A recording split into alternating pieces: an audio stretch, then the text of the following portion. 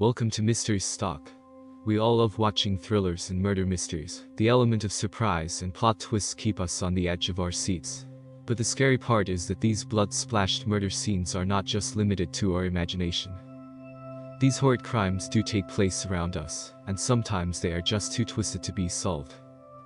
Take a look at some of the creepiest unsolved murder mysteries we could find. Have you ever heard of the lead mask case? On the afternoon of August the 20th in 1966, a young boy was out flying a kite in Rio de Janeiro in Brazil, when he came upon the bodies of two deceased males, and reported them to the authorities. When a team of police arrived, they encountered a very strange scene. The bodies rested next to each other, partly covered by grass. Each one wore a formal suit, a lead-eye mask, and a waterproof coat. There were no signs of trauma, or any evidence of a struggle, and next to the corpses, police found an empty water bottle, and a packet containing 2 wet towels. A small notebook was also identified, on which were written the cryptic instructions which read, "At 4:30, be at the specified location. 6:30, ingest capsules, after the effect protect metals await signal mask." The 2 men were identified as Manuel Pereira da Cruz and Miguel José Viana, who were 2 electronic technicians from Campos dos Goitacazes, a town several kilometers to the northeast of Rio de Janeiro. Following an investigation, police retraced the men's last days, which led the officers finding evidence presenting that the waterproof coats were purchased at a shop there, and 1 bottle of water from a local bar. Upon being interviewed, the waitress from the bar described Miguel as very nervous, and noticed he frequently checked his watch. That is the last time they were known to have been seen alive. There are multiple theories that have been proposed to explain this case, ranging from foul play to UFOs. One theory revolves around the testimony of a friend of the 2 men, who claimed that they were members of a group of scientific spiritualists. The men were apparently attempting to contact extraterrestrials or spirits using psychedelic drugs. Believing that such an encounter would be accompanied by blinding light, the men cut metal masks to shield their eyes, and may have died of drug overdoses. This account is corroborated by a diary entry found at the scene, and by mask-making materials and literature concerning spirits found at the men's homes.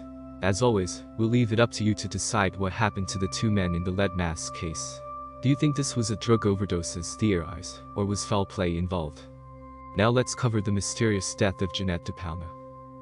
On the afternoon of August the 7th in 1972, 16-year-old Jeanette de Palma left her home in Springfield, New Jersey, telling her mother that she was going to take a train to a friend's house.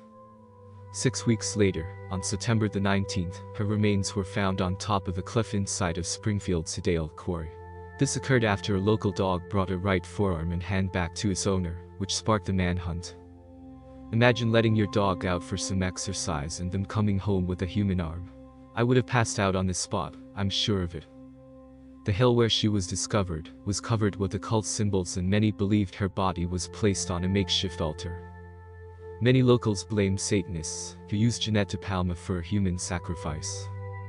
Investigators continue to attempt to find leads, but due to a lack of tips from the public, along with inconsistent stories from her family, friends, and peers, the case eventually went cold. Was she a human sacrifice? Perhaps no one will ever know. We can only hope for a big break in the case to put a killer, or killers, to justice. I hope you are enjoying this video. We will upload new videos 3+ times per week, so please make sure you subscribe and turn on notifications, so you never miss a post.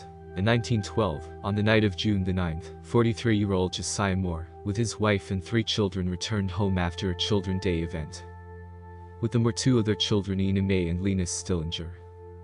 At around 5 a.m., the killer, who was allegedly hiding in the attic, emerged and killed everyone using Josiah's own axe.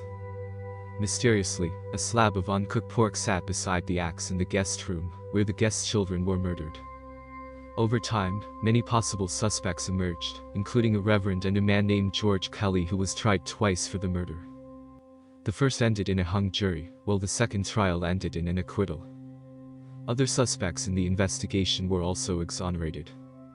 In 2017, a father-daughter writer duo claimed to have solved the case, but despite compelling evidence, the case has never been solved. And if you are extra curious on this one, the house is open for tours. Some of the details of this next case are quite disturbing. On June 23, 1965, A pair of Houston police officers forced their way into elderly couple Fred and Edwina Rogers' house after they failed to answer their phone calls for days. Upon entering the home, they found nothing amiss. They opened the refrigerator and found what appears to be several cuts of washed, unwrapped meat sitting on the shelves. Everything seems normal until they found their heads in the vegetable drawer of the refrigerator. Police determined that the couple had been murdered on June the 20th.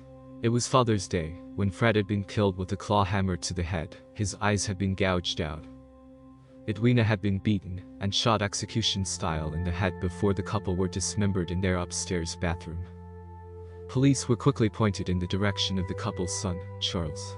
He was described as a loner and was living with them at the time of the murders. However, he disappeared shortly after the crime occurred and has never been located. He was declared dead in July of 1975, but the fact that the murderer disappeared and was free to kill again is what really makes this crime one of the most chilling murder mysteries of all time. The unsolved murder of Septic Tank Sam is a cold case that still confuses Alberta authorities to this day. When the body of an unidentified man was discovered in an abandoned septic tank, he was quickly dubbed Septic Tank Sam. Due to the heavy decomposition of the body, the medical examiner was unable to give a more exact time of death, but it's estimated to be between 1976 and early 1977. Before being shot in the head and chest, Sam was tortured, beaten, burned, and sexually mutilated. The mutilation was so bad that it took several months for the medical examiner to positively identify him as a male. His remains were covered in quicklime in an attempt to speed up decomposition.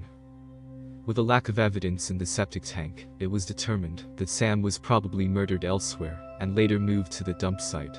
Despite numerous examinations, exhumations, and $1 million being spent on investigating the case, there is still no evidence suggesting who Septic Tank Sam's killer was.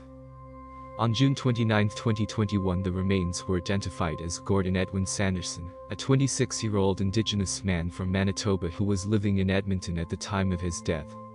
Will we ever find out what happened to Gordon Sanderson? Only time will tell. Thank you so much for watching. Please leave a like and subscribe for more, as we will upload 3 or more times every single week. See you in the next one.